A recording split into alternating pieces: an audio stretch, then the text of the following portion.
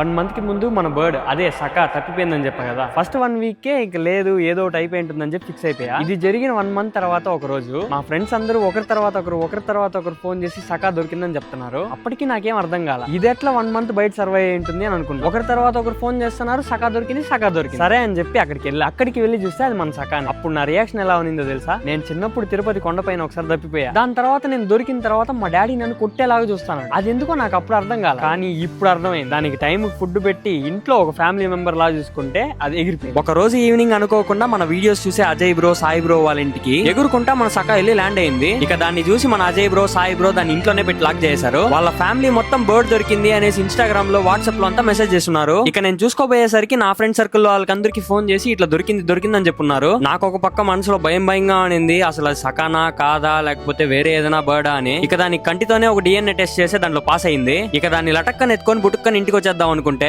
మన అజయ్ బ్రో వాళ్ళ family members వాళ్ళ నైబర్స్ అందరూ మనల్ని రౌండ్ కట్టేసి ఇక్కడే తినేసిపోవాలని అక్కడే కూర్చోబెట్టేశారు. ఫుడ్ ఏమంటే చపాతీ చట్నీ అడిషనల్ గా ఒక లడ్డు. అసలు చట్నీ నేనే తిన్నానంటే చూసుకోండి. అక్క చెప్పడం మర్చిపోయా, ఫుడ్ చాలా బాగుంది. ఇక వాళ్ళందరూ ఒక 10 members నన్ను సెంటర్ లో కూర్చోబెట్టి దగ్గర ఒక 1.5 hour చాలా మంచిగా మాట్లాడారు. ఇక నేను సకా అందరికి టాటా చెప్పేసి అక్కడ నుంచి కిందకి వచ్చేసాము. ఇక మన దుష్ట శక్తిని పట్టించినందుకు మన అజయ్ బ్రోకి సాయి బ్రోకి కూడా థ్యాంక్స్ చెప్పేసి అక్కడ నుంచి బయలుదేరి ఇంటికి వచ్చేసా. ఇక ఇంటికి వచ్చిన నెక్స్ట్ డే నుంచే మళ్ళీ టార్చర్ స్టార్ట్ అయిపోయింది. అంటే ఏంది ఎందుకు ఇవన్నీ ఎందుకు బాగా చేసుకున్నావు కదా సినిమాలో. అయితే నెక్స్ట్ వీడియోలో చూద్దాం.